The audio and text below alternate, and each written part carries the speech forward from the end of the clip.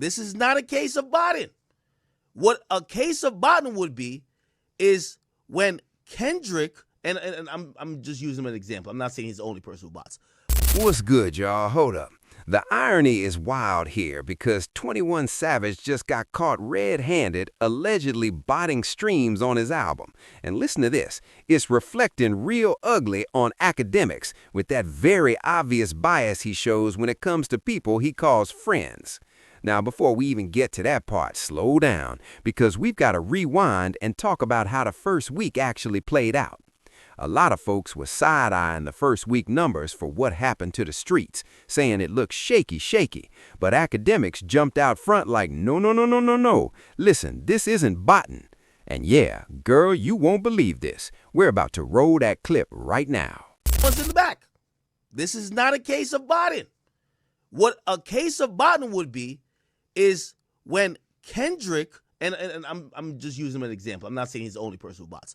But if you see a wild number of streams, whether first week or first month, and then precipitously drops off, that's usually an indication that those initial streams or that period of streaming is not right. So listen to this. Akademiks was half right when he broke it down, because the issue was those filtered pure album sales, not actually meeting Billboard's rules. Billboard usually requires a specific number of physical units shipped during that tracking week for the sales to count, and that's non-negotiable. What still doesn't fully make sense to me is why 21 Savage's sales were filtered in the first place. They also clipped some of A$AP Rocky's numbers back then, and even with that, Rocky still secured the #1 spot. But hold up, this always happens when artists start getting a little too fancy with the rollout.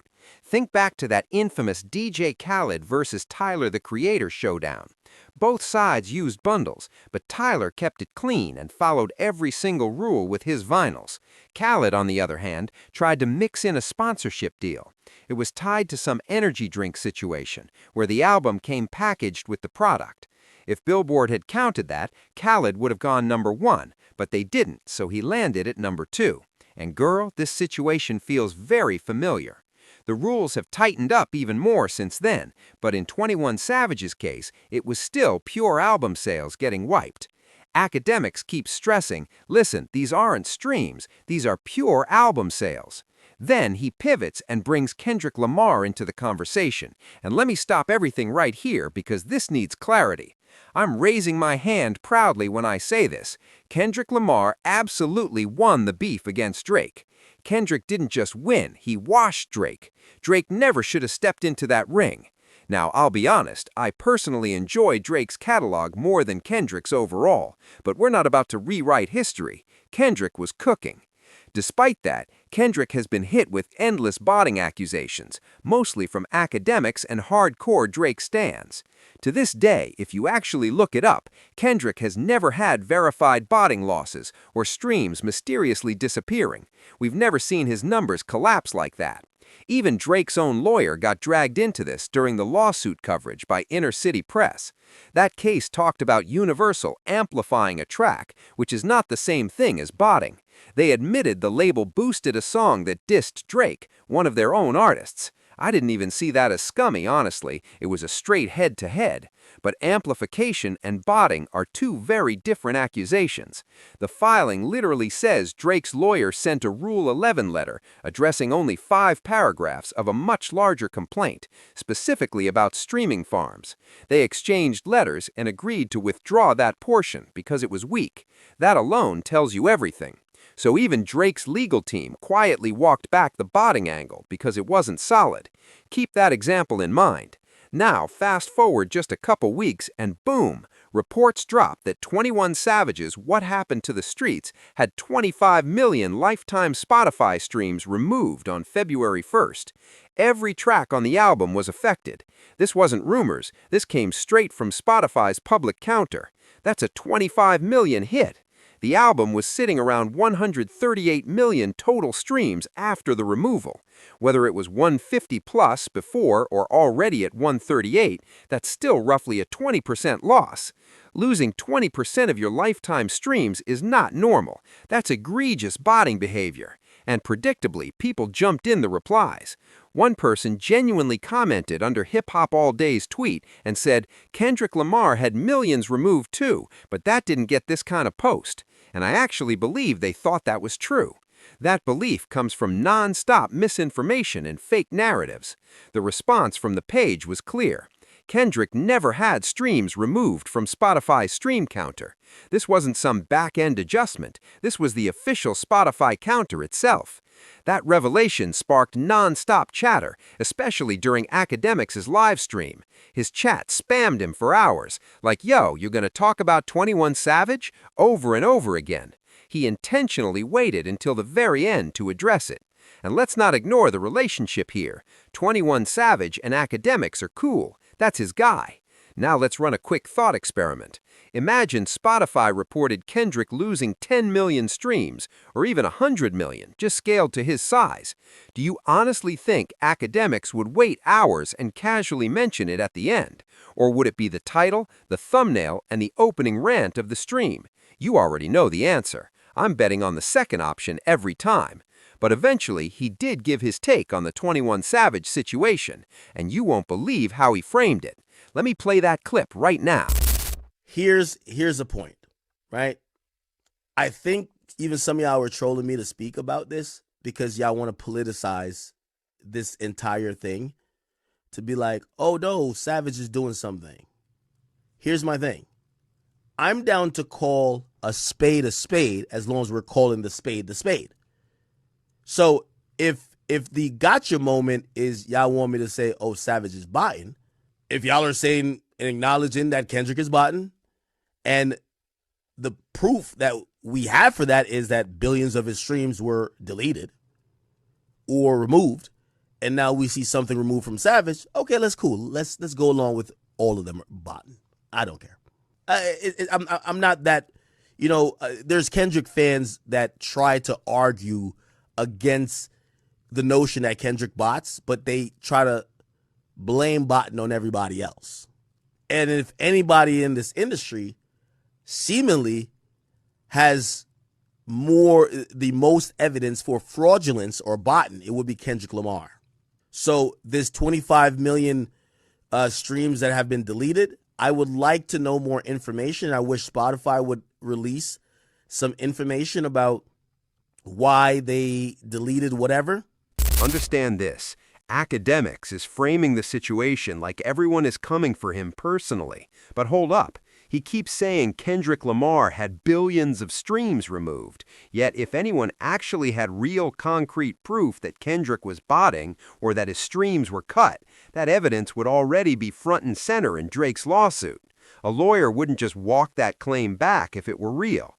So the question is simple. Where's the proof? Because so far, the so-called evidence is just some random guy who popped up on Akademiks' stream during the beef claiming he was botting, were people throwing around Anthony Sally's name, even though Sally has worked with plenty of artists, not just Kendrick. And here's the most important part. Outlets like Spotify Numbers, which openly track unfiltered streams and removals for all artists, pop, country, everyone, have never reported Kendrick's streams dropping.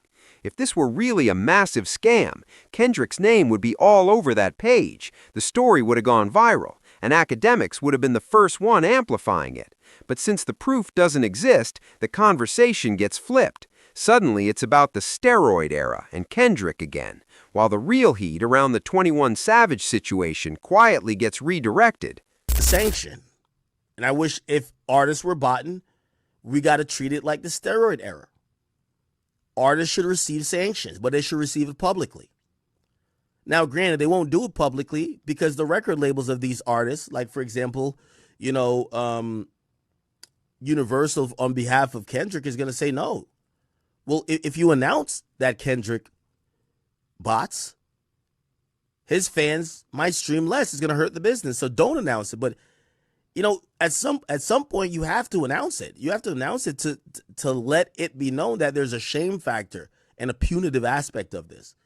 That you're not gonna just bot, and if you get away with it, it's good.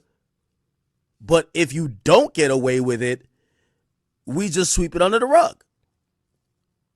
So again, I'm saying I'm not too sure what this means. Okay?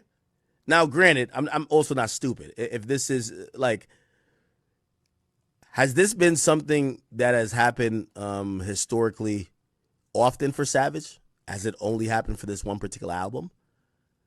Has it only happened one time ever for him? Is it something that normally happens on an average of like 15 random artists, but viable artists? Do they ever have negative streams? Again, not necessarily protecting, but I think the conversation that needs to be had is the overall conversation, right?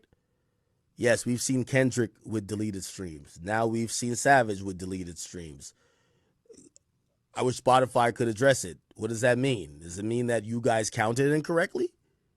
Or these guys are cheating? Look, Akademiks says he's not stupid, but he knows exactly when to act stupid. And here, he's doing it on purpose when he says, I don't understand what this is. Because if the same situation happened with Kendrick Lamar, he would have understood it in a second and pulled a totally different meaning from it. Then he raises questions about 21 Savage like, was this happening on previous albums or is this new? When Kendrick never got that same benefit, especially when Not Like Us got labeled for fake botting, even though that track was literally one of the biggest rap records in the world. Trust me, that song wasn't just big in America. It was playing in restaurants, clubs, everywhere in non-English speaking countries. That's not botting. That's real-life impact, and people can testify to that. That's why I asked the audience straight up, was Not Like Us playing in public spots in your city or not? Because with 21 Savage's project, no disrespect, those songs aren't hitting public spaces, especially internationally. It mostly feels domestic, and none of the songs really stick. And still, Akademiks never asked, if botting is in question, what about Kendrick's older projects? Black Panther soundtrack, Poetic Justice, back when streaming wasn't even a thing, or Humble, a massive hit. Why don't those get the same questions? That selective questioning clearly shows Akademiks has a personal bias against Kendrick Lamar that he refuses to admit. And when it comes to artists like French Montana, whose numbers could also be questioned, he stays silent because that's his guy. Starr called him out back in 2018, saying, how can you stay unbiased when you're making friends and studio vibes with these people? And now we're seeing Akademiks showing that same leniency to 21 Savage that Kendrick never got. The funniest part? When 25 million streams dropped off the full album, he blamed a Spotify error, like someone miscounted on an abacus, when the truth is the entire album got juice, and 3 days later, no one was even talking about it. Compare that to A$AP Rocky's album, conversations lasted way longer, and yes, Rihanna might have been a factor, but that's not the point. The point is, as Akademiks' friendships get stronger, his bias becomes more obvious. He's naturally loyal, sure, but in journalism and analysis, that loyalty kills objectivity. That's why this 21 Savage case can't be taken lightly. And the question is, am I overreacting, or is Akademiks really showing a clear bias for his guy? You tell me.